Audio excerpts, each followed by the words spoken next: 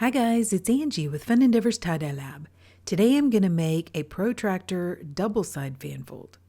I did a single-side fanfold Protractor shirt not too long ago, so at the same time I was folding that one, I folded this one. I'm going to start by centering the shirt, and this process is going to go really fast. But down below in the description for this video is a link to another video which shows how to center a shirt.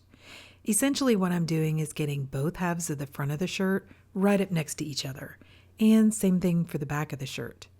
That way, whenever I apply the dye to the shirt, since both halves of the front of the shirt are right up next to each other, they're going to look more similar or alike, and the same thing with the back of the shirt. Okay, so I warned you that was going to go fast. Now that the shirt is centered, I'm going to use a large protractor which I purchased from Harbor Freight. I'll leave a link to that down below this video in the description. Using a washable marker, I'm going to mark where I'd like for the center of my fan folds to be. I'm going to put the center kind of just a little bit below the armpit of the shirt. That way my fan folds will roll over onto the sleeve of the shirt a little bit, and I like that look. I'm going to take my washable marker and go around the outside of the protractor as well, kind of drawing an arc on my shirt.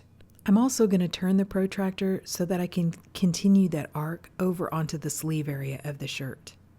Then using the washable marker and the protractor, I'm going to make a mark every 10 degrees on the shirt.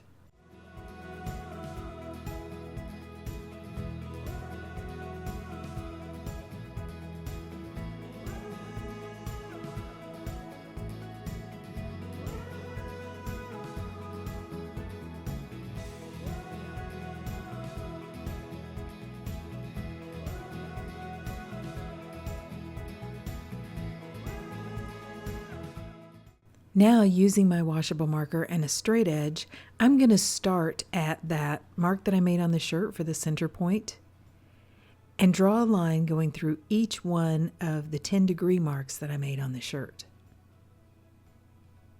These are going to be my guidelines for where I'm going to put my fan folds on the shirt.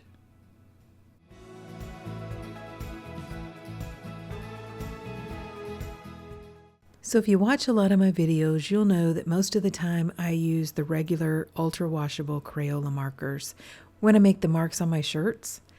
For this design, because I'm drawing quite a few lines and they're fairly close together, I'm using one of the Crayola Ultra Clean washable markers that's a fine line. That way the lines are a little bit thinner.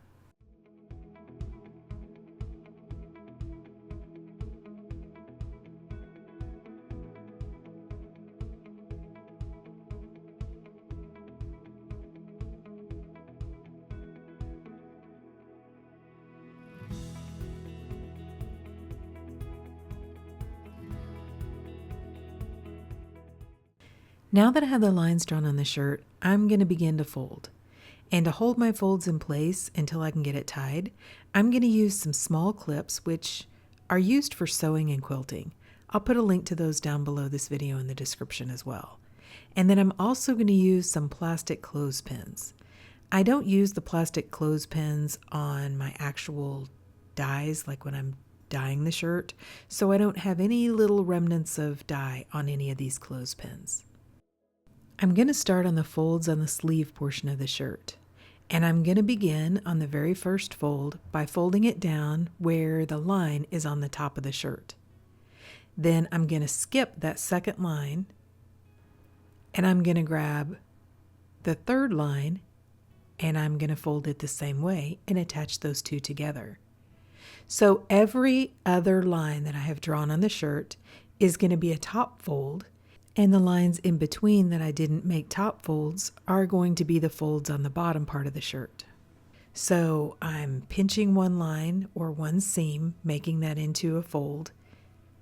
Then I'm going to use the little clips or clothespins to hold those together. Then I'm going to skip a line and grab the next line. I'm going to continue this all the way around the shirt. And you can modify this design however you want to. You know, if you would like to have a lot more folds, then fold every line and don't skip any lines. That will give you a lot more folds on the shirt. If you want to place your folds closer together, you can do less than 10 degrees. If you want less folds, want to make them a little further apart, then do more than 10 degrees on your protractor. The folds get smaller as I'm going toward the center of this fan fold area. So to work on the folds in that area, I'm going to use one of my stainless steel lab spoons that has a spatula on the end. That will help me straighten those folds or tuck those folds in there just a little bit better.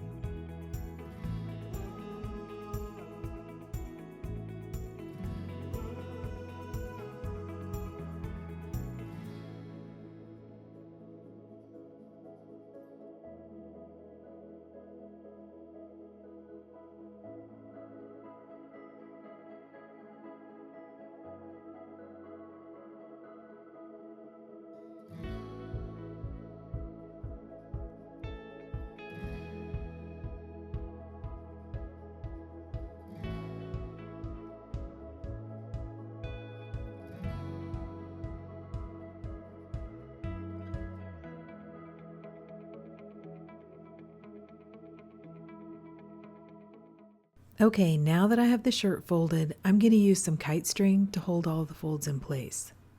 I'm choosing to use kite string because I'm going to incline ice dye this shirt, and I want to allow the dye to move and streak down the shirt.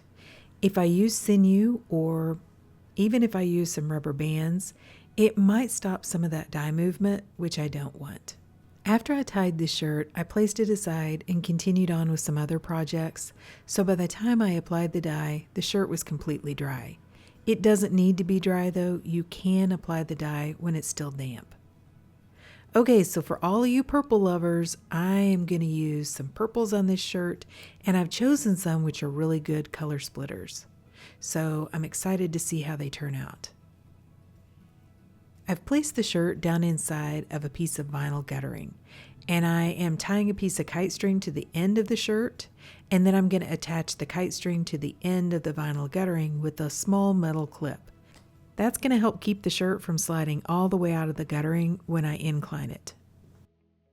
Then, because the shirt is completely dry, I'm going to spray it with some soda ash solution that I have inside of a spray bottle. That will help the dye to stick a little bit better to the top of the shirt.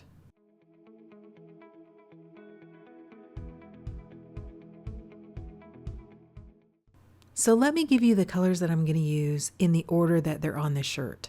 I'm going to kind of jump around when I'm applying the dye because I'm trying to space it out on the shirt.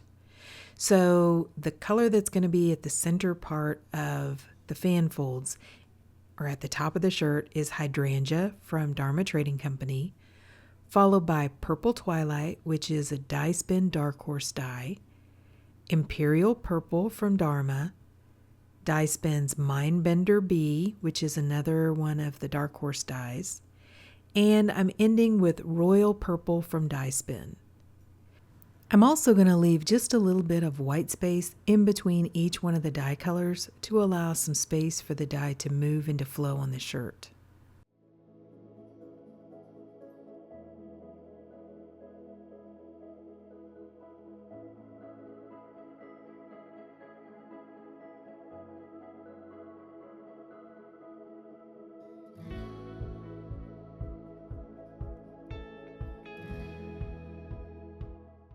Now I'm going to add an additional sprinkle of dry soda ash on top of the dye, and then I'm going to add on some ice. And when I was scrolling TikTok, I saw Lazy Lakers Creation use some Dollar Tree, dollar store containers. I think they're intended for pencils, like little plastic drawer organizers. And she filled them with water and froze them, and they fit perfectly on her guttering, so I did the same thing, and it works awesome. So I'm going to use one of those, and then at the top portion, I'm going to use some larger ice cubes that I've made in some silicone molds. Then to incline the shirt, I'm going to place one end of this vinyl guttering down inside of a plastic tub that has pretty tall sides. Then to just doubly make sure that the shirt doesn't slide out, I'm going to place a wiffle ball down at the very end of my guttering. So after all the ice melted, I came back and I checked the shirt, and I had quite a bit of undissolved dye left sitting on top. So I added another layer of ice, checked the shirt after that, and ended up adding a few more ice cubes to the shirt. After all the ice melted, I took this shirt, placed it down inside of a container that had a metal rack down in the bottom, so the shirt wasn't sitting on the bottom of the container, placed the lid on the container, and put it outside so that the shirt could process in the heat. I waited about 48 hours before I rinsed the shirt. And you can see that the dye's gone through really well to the back side. So I began rinsing the shirt in cold water to rinse out the soda ash. I untied the shirt and I warmed the water up to hot and continued rinsing in hot water to rinse out the excess dye that didn't bond with the fabric. I don't really like to rinse for a long time, so instead I prefer to soak the shirt to get out the excess dye. And to do that, I ran some really hot water in my utility sink, added a little bit of Blue Dawn dish soap to the water, placed the shirt inside, and just allowed it to soak. When the water cooled off, I changed it out, and I continued that soaking process until my water was remaining almost clear. Then I put the shirt along with some Dharma's professional textile detergent into my washing machine, and I washed it using a hot water cycle. So the shirt has been washed, dried, and ironed, and let's see what it looks like. Okay, so what do you guys think? I think this one looks pretty. I like all the purples together, but they kind of all blended together. So some of the cool color splits from the colors like Mindbender don't really show up on this shirt because I had them a little too far down the incline. And what I mean by that is if I would have put the Mindbender at the top of the shirt, like where I put the hydrangea color, that would have given that color an opportunity to split more because the other colors wouldn't have been running into it, kind of covering up some of those splits. So I had the Imperial Purple, which is a pretty dark purple, on the shirt ahead of it. So that Imperial Purple was running into the Mindbender and probably covering up some of those color splits. I'm a little disappointed too in the hydrangea. I mean, I know it's kind of a light or mild color, which I knew, which is why I put it at the top of the incline, but it's a little spotty, especially like underneath the armpits of the shirt. And that's something that you have to watch whenever you put a color at the very end or the top of that incline. You need to make sure that you get a lot of dye up there and plenty of ice. Otherwise, what happened on this shirt can kind of happen where it doesn't get enough dye and enough ice, and it seems to be lighter at the top of that incline. Mine is probably I should have added a little more dye and a little more ice, but it's also the color. This is just such a soft color for ice dyeing. At least it has been for me. Maybe it's different for you guys, but it is just kind of not as bright as some of the other purples that I ice dye with. As far as the design, I think it's really cool. I love the dye flow. I love the dye movement. And on this one, because it is a little bit more mild and the colors are a little bit more watery underneath the armpit, I'm not a huge fan of that part of the shirt. It kind of looks like purple armpit stains, but otherwise, I love the shirt. And I think this shirt would be really cool if you used some colors for sun, sunshine colors, made it look like sun rays coming out across the shirt. I think that'd be really cool. So overall, I really like the shirt. The hydrangea part's the only part that's not my favorite. But what do you guys think about the shirt? Do you like it? Please drop me some comments down below and let me know. And if you've enjoyed watching the video, I sure would appreciate it if you would like it and if you'd subscribe to my YouTube channel. If you'll hit the bell, you'll receive a notification whenever I upload a new video. Thank you all for watching, and I hope you have a great day.